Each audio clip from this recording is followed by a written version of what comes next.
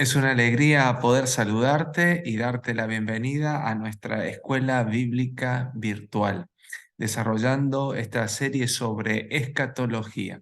Gracias por acompañarnos, gracias por dedicar este momento al estudio de la palabra y como lo hacemos siempre, vamos a pedir que Dios sea quien nos dirija a lo largo de todo el desarrollo de este programa. Quiero invitarte a inclinar el rostro para orar. Padre nuestro que estás en los cielos, gracias por escuchar nuestra voz y gracias por darnos la oportunidad de dedicar este momento al estudio de tu palabra. Bendícenos ayudándonos a comprender, bendícenos iluminando nuestra mente y bendícenos para que al escuchar tu voz tomemos decisiones que sean las que te agradan a ti. Gracias por respondernos en el nombre de Jesús. Amén. Este tema número 2 tiene que ver con la continuación de lo que desarrollamos la semana pasada, hablando acerca de la reforma. Y juntos estamos llevando adelante el estudio de este libro, Preparación para la crisis final, del pastor Fernando Chay, y que aunque es añejo, el contenido del libro es sumamente importante porque nos ayuda a nosotros a tener una visión panorámica de los eventos que sucederán, ¿no es cierto?, según lo que señala la Biblia, antes de la segunda venida de Cristo. Básicamente, nosotros allí tenemos todo el cuadro que se presenta y nos concentramos en la segunda parte del tema que habla acerca de la reforma espiritual y cuyo título es La auténtica reforma, el mensaje del testigo fiel, su esencia. Y son dos los ejes o los puntos que vamos a tocar. Por un lado, el desarrollo del mensaje del testigo fiel a la iglesia de la Odisea, que se encuentra en el libro de Apocalipsis, en el capítulo 3, en el versículo 14 al 22. Y un segundo punto, vamos a mencionar unos conceptos breves sobre justificación por la fe, para que en el próximo programa, en la parte número 3, ya profundizar específicamente en ese programa los conceptos importantísimos sobre justificación, santificación y glorificación. Pero avanzamos entonces con el, la respuesta a esta pregunta: ¿cómo se producirá la verdadera reforma? Y el autor señala allí en la página número 30 que la reforma será producida fundamentalmente en el seno de la iglesia como resultado de la aceptación del mensaje del testigo fiel a la iglesia de la Odisea. Es este un mensaje de Cristo a su iglesia, que quebranta la infatuación y el engaño de la justicia y la suficiencia propias y produce un espíritu de sincero arrepentimiento, confesión y limpieza de pecado, que lleva al pecador al pie de la cruz para aceptar la justicia de Cristo. Entonces, básicamente, la reforma será producida por la aceptación del mensaje del testigo fiel a la iglesia de la Odisea. Y como lo mencioné anteriormente, ese mensaje se encuentra en Apocalipsis capítulo 3, versículo 14 al 22, y nosotros iremos desarrollando algunos de los aspectos que presenta ese mensaje. Por ejemplo, arrancando en el versículo 14 y 15, dice allí el mensaje del testigo fiel. Y escribe al ángel de la iglesia en la Odisea. He aquí el amén, el testigo fiel y verdadero. El principio de la creación de Dios dice esto: yo conozco tus obras, que ni eres frío ni caliente. Ojalá fueses frío o caliente. Este mensaje básicamente es dado por el testigo fiel y verdadero. Es el Cristo glorificado que se presenta en Apocalipsis capítulo 1 allí y está señalando dos características fundamentales de su persona, la fidelidad y su veracidad. Es decir, que el mensaje que el testigo fiel va a presentarnos tiene que ver con que él conoce nuestra condición, sabe cómo somos. Y este mensaje es un mensaje franco y sincero. Nos habla con cariño, ¿verdad? Porque Él nos dice, yo te conozco, yo sé lo que sucede en tu corazón. Es un mensaje personal, singular. Este mensaje tiene una aplicación eminentemente individual y como resultado será colectivo, y se va a producir en aquella persona que acepte y practique los consejos que el mensaje del testigo fiel da a cada una de las personas, pero es un mensaje singular y personal, y es un mensaje, una denuncia sorprendente.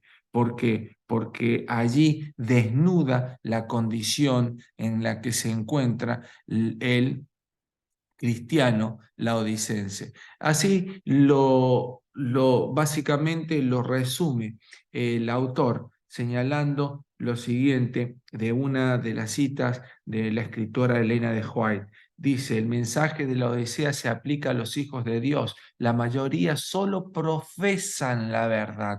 Tienen el nombre de cristiano, pero nada de celo o compromiso. Dios les ha dado luz con respecto a todo punto para instruirlos, estimularlos y confirmarlos, pero los que debieran ser fieles y veraces, los que debieran conocer y amar fervientemente a Jesús, ayudan al enemigo a debilitar y desalentar a quienes Dios está empleando para fortalecer la obra. Básicamente, el mensaje del testigo fiel, al decirnos yo conozco tus obras, apunta a los hijos de Dios que tienen profesión de fe, es decir, que dicen ser cristianos, ¿eh? Eh, profesan ser cristianos, pero no son cristianos, pues sus obras, sus acciones no demuestran lo que dicen ser. Dios allí señala de que ha instruido, ha estimulado, ha buscado maneras, formas para que sus hijos despierten, y por eso es que el testigo fiel le envía este mensaje a la iglesia. Allí, avanzando con el texto, en el versículo 16 y 17 dice lo siguiente, pero por cuanto eres tibio y no frío ni caliente, te vomitaré de mi boca, porque tú dices, yo soy rico y me he enriquecido y de ninguna cosa tengo necesidad, y no sabes que tú eres un desventurado, miserable, pobre, ciego y desnudo. Dos aspectos importantes a señalar de este texto. En primera medida, señalar quizás un aspecto histórico que tiene que ver con la Odisea. La Odisea aquí es señalada como que era tibia. Los miembros de la Odisea son tibios, ¿sí? Y esto es una referencia histórica a los baños termales que existían en las proximidades de la ciudad de la Odisea. La Odisea era una ciudad con muy poco para destacar. Eh, Quizás dar un panorama histórico, fue fundada por el rey Seleucida Antíoco II con el nombre de su esposa, la Odisea, y tenía algunas particularidades por las cuales se destacaban. Primero, y la más trascendente de ellas, era que era una ciudad turística en donde básicamente las termas de Hierápolis, que las aguas que provenían del río formaban cascadas o piletas naturales de agua tibia que eran muy apreciadas por los turistas, pues allí en temperaturas de tibieza, el conformismo, la comodidad, el poder estar en un lugar cómodo allí, como se ve en la fotografía, atraía a los turistas. La condición de la iglesia de la Odisea era tibia, ¿no es cierto?, en referencia a estos baños termales que tenían en su cercanía. Pero también era un centro industrial de la fabricación de un tejido especial de lana negra que se exportaba al, al imperio, ¿no es cierto?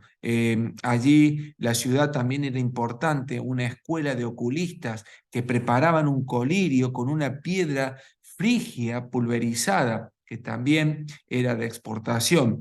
Pero quizás una de las particularidades la señala ahí el texto con la frase yo soy rico y me he enriquecido, tiene que ver con que la ciudad de la Odisea era una ciudad llena de bancos y de casas de comercios.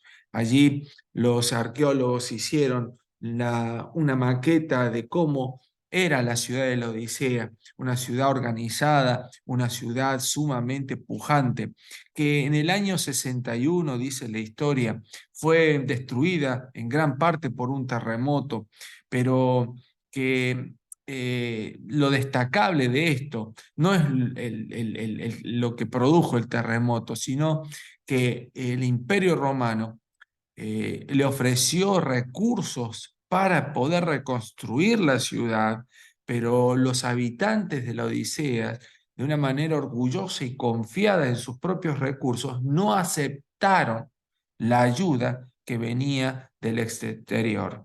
Entonces, estas particularidades históricas nos dan a nosotros un contexto que nos ayudan a entender el mensaje cuando el testigo fiel hace referencia acerca de la tibieza, acerca de esa riqueza o esa condición que muestra la naturaleza de su enfermedad.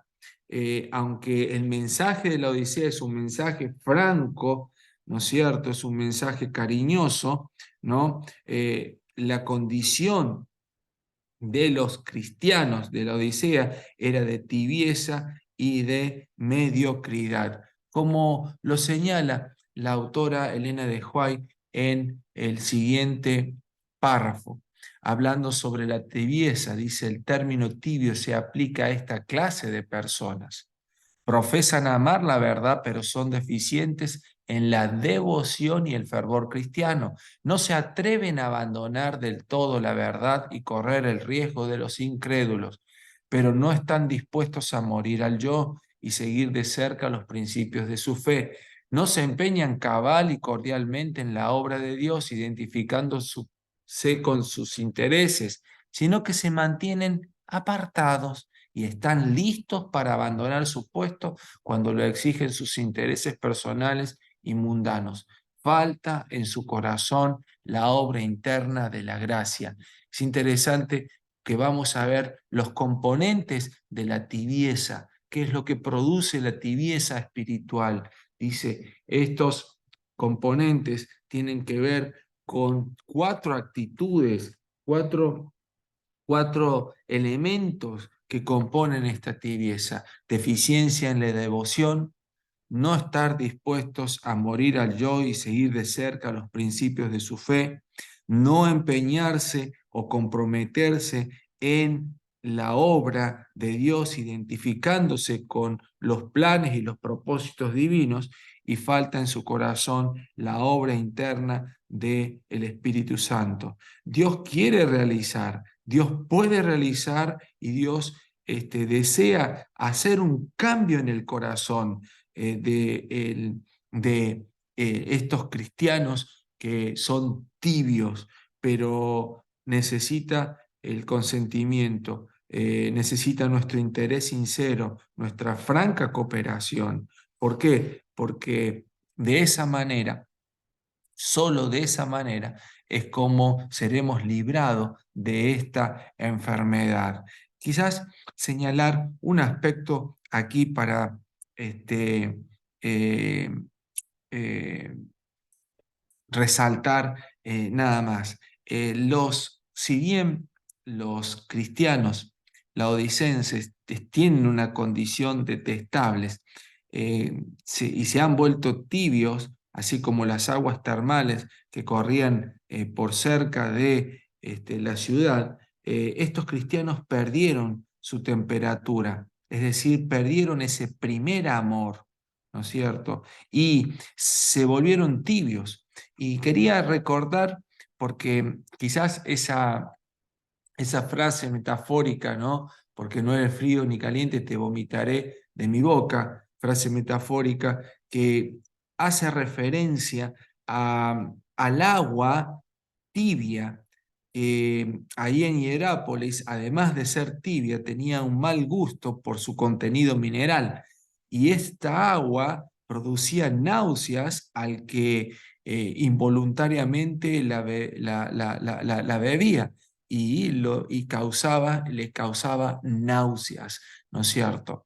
Entonces, lo que el testigo fiel y verdadero nos señala a nosotros es que para poder salir de esa condición espiritual tibia que va a revolver nuestro estómago, que nos ha hecho perder nuestro primer amor, nosotros tenemos que tener en cuenta estos componentes de la tibieza y pedir la ayuda de Dios para que su remedio, el que nos va a ofrecer a continuación, podamos tomarlo y podamos así cambiar nuestra condición. Dice el texto bíblico en el versículo 16, por cuanto eres tibio, no frío ni caliente, te vomitaré de mi boca, porque tú dices, yo soy rico y me he enriquecido y de ninguna cosa tengo necesidad. Y no sabes que tú eres un desventurado, miserable, pobre, ciego y desnudo. Aquí está una descripción básicamente de estos cristianos tibios que se consideran ricos y que no tienen de ninguna necesidad de ayuda externa, tal como sucedió históricamente cuando se produjo el terremoto y el emperador romano quiso enviar recursos financieros para ayudar a reconstruir la ciudad de la Odisea. Los habitantes de la ciudad de la Odisea orgullosamente rechazaron esa ayuda y se arreglaron con sus propios recursos en una eh, actitud de orgullo, de soberbia que los hizo, ¿no es cierto?, llevar a tomar esa decisión. Esa actitud histórica, esa situación histórica hoy es aplicada al aspecto espiritual, ¿no? Tú dices, yo soy rico, Dios nos ofrece a nosotros la ayuda. Nuestra posición, creyendo de que somos ricos, es decir, de que no tenemos necesidad de estar tranquilos, de considerar de que nuestra condición espiritual está bien, en realidad Dios nos habla en forma franca. Tu realidad, tu estado espiritual es deplorable. eh, es deplorable a la vista de Dios, pero tú no te estás dando cuenta porque estás viviendo engañado. Y es lo que señala allí Elena de White en esta frase. ¿Qué mayor engaño puede penetrar en la mente humana que la confianza de que en ellos todo está bien cuando todo anda mal? El mensaje del testigo fiel encuentra al pueblo de Dios sumido en un triste engaño, aunque crea sinceramente dicho engaño. No sabe que su condición es deplorable a la vista de Dios. Se lisonjean de que se encuentran en una exaltada condición espiritual. Dicho mensaje quebranta con su seguridad con la sorprendente denuncia de su verdadera condición de ceguera, pobreza y miseria espiritual. Esta condición de autoengaño es sumamente peligrosa, ¿no? La triple condición del Laodiceo, ¿verdad? Allí de que es pobre, está desnudo y está ciego, es una condición deplorable y sumamente peligrosa. Un consejo que señala la causa. Aquí, básicamente, Elena de White señala también de que Dios nos muestra y comienza a primero a aconsejarnos y luego a presentarnos un remedio para solucionar esta grave situación espiritual. Dice, se me mostró que el testimonio de los laodiceos se aplica a los hijos de Dios en la actualidad y que el motivo por el cual no ha sido realizada una gran obra es la dureza de sus corazones. Pero Dios ha dado al mensaje tiempo para hacer su obra. El corazón debe ser purificado de los pecados que han excluido por tanto tiempo a Jesús. Este terrible mensaje hará su obra. Tiene por objeto despertar a los hijos de Dios, revelarles sus errores y llevarlos a un celoso arrepentimiento para que sean fortalecidos por la presencia de Jesús y prepararlos para el fuerte pregón. Es interesante de que lo que impide o lo que provoca, mejor dicho, ese estado de tibieza es la dureza del corazón. Y eso impide de que Jesús esté en nuestra mente. Pero Dios nos asegura con dándonos un mensaje esperanzador, que el mensaje, el testigo fiel y verdadero, se va a cumplir, va a hacer su obra. Ojalá que esa obra se produzca en mí.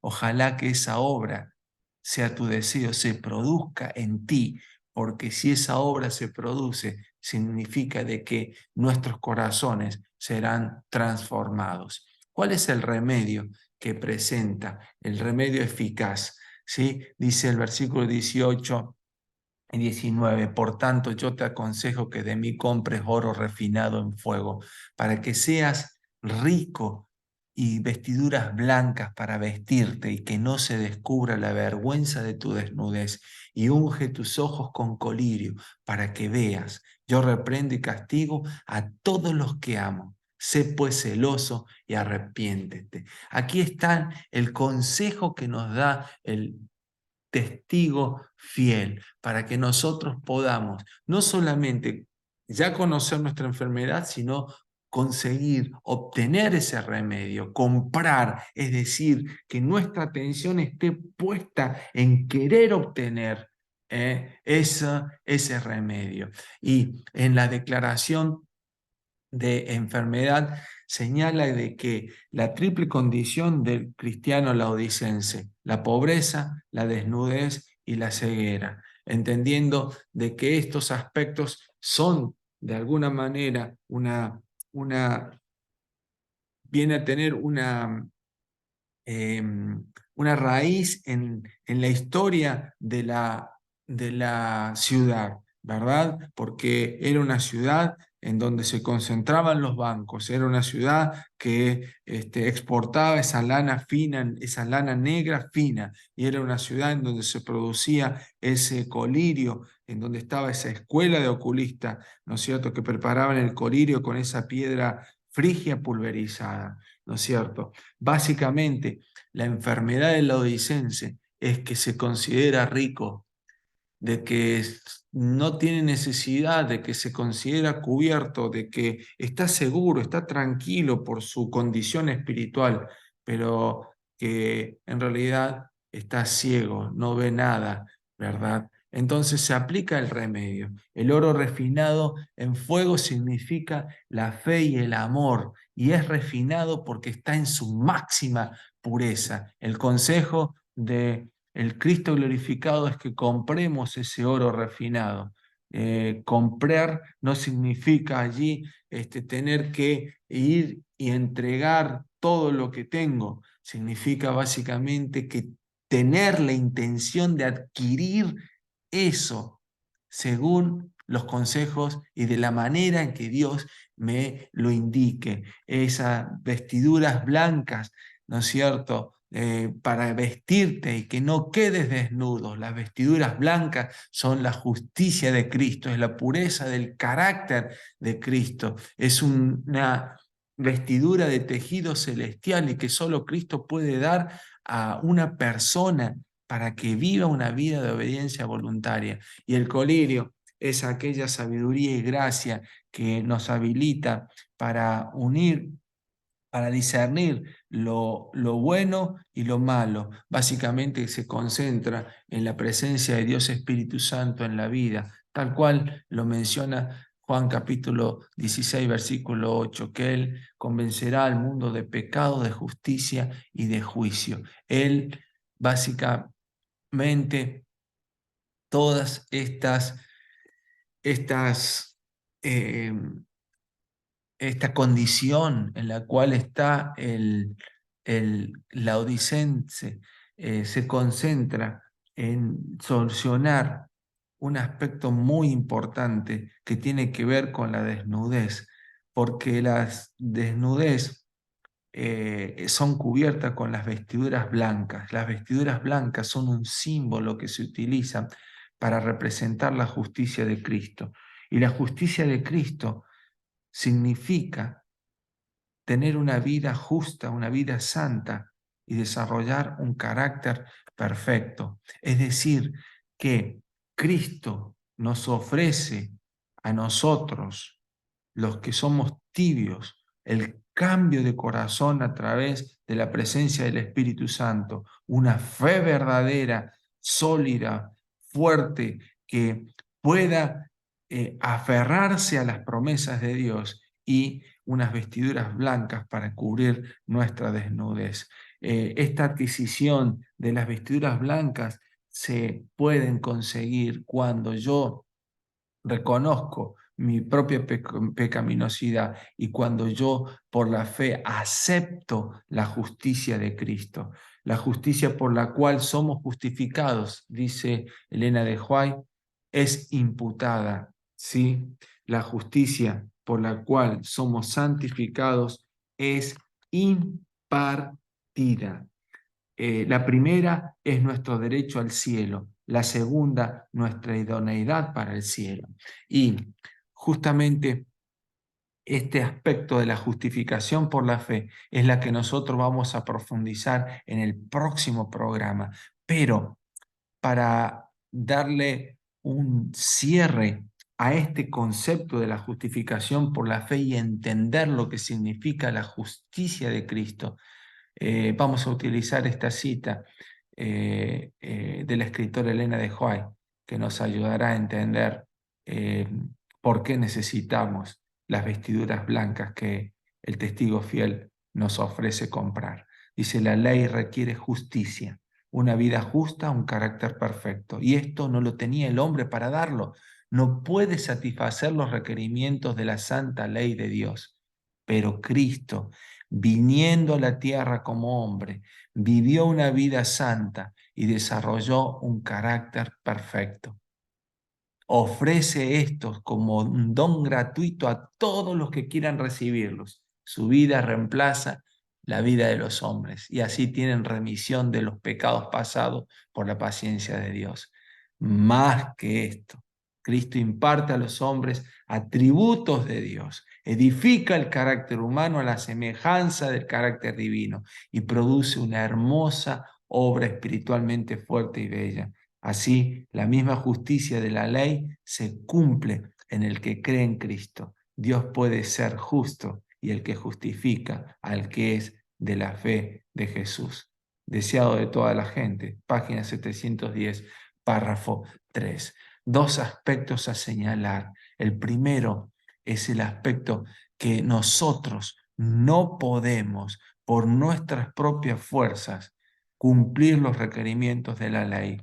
No podemos desarrollar una vida justa, santa, porque nuestra naturaleza está contaminada con el egoísmo. Somos pecadores. Por lo tanto, jamás podremos desarrollar un carácter perfecto. Pero Cristo vino a esta tierra como hombre, vivió una vida santa y desarrolló un carácter perfecto. Y Él está dispuesto a otorgar esos dones a todo aquel que quiera recibirlo. Eso entendemos que es la justificación por la fe. de la cual vamos a hablar en el próximo programa. Pero no solamente Cristo otorga perdón de nuestros pecados pasados al darnos estos dones, sino que edifica el carácter humano a semejanza del divino, lo que significa que Dios le da poder a la persona que lo acepta para que desarrolle un carácter perfecto. Y este desarrollo es un proceso a través del cual lleva toda la vida y que se denomina la santificación por la fe. Otro concepto importantísimo del cual hablaremos en nuestro próximo programa. Pero quiero cerrar este programa señalándote lo siguiente. Tenemos a disposición la posibilidad de resolver nuestro problema, nuestra enfermedad, nuestra tibieza, que nos lleva a considerar que nuestra situación es una situación básicamente eh, eh, que no es de, de problemas, que estamos tranquilos. ¿Cuántas personas dicen, no, pero yo soy bueno, yo no le hago mal a nadie, yo soy una persona correcta? No tiene que ver con eso, no se trata de eso. Se trata de nuestra naturaleza, lo que existe dentro de nosotros, ese egoísmo que es innato, esa maldad, esa soberbia, que solo logra destruir a la persona. Pero tú que conociste a Cristo, que aceptaste a Jesús en algún momento, puedes estar corriendo el peligro de estar en una condición de tibieza, de haber perdido ese primer amor. Por eso, en esta noche, quisiera recordarte de que compres oro refinado en fuego, compres fe, acepta ese don, ese regalo que Dios te da, la fe. Compres vestiduras blancas, la justicia de Cristo, el telar del cielo con que nosotros podemos cubrir nuestra desnudez y unjas tus ojos con colirio. Es decir, que pidamos la presencia de Dios Espíritu Santo en nuestra vida. Todo eso se puede producir en nosotros si seguimos el consejo que el testigo fiel da en su mensaje en el capítulo 3, en el versículo 20, que dice allí lo siguiente, y que permítemelo leértelo a continuación allí. Dice, he aquí, yo estoy a la puerta y llamo. Si alguno oye mi voz y abre la puerta, entraré a él y cenaré con él y él conmigo. Abre la puerta del corazón a Jesús y Él nos asegura, nos promete de que puede cambiar nuestra condición, puede cambiar nuestro corazón, puede darnos los remedios que necesitamos para que nuestra tibieza espiritual sea curada. Que Dios te bendiga mucho. Nos vemos en el próximo programa.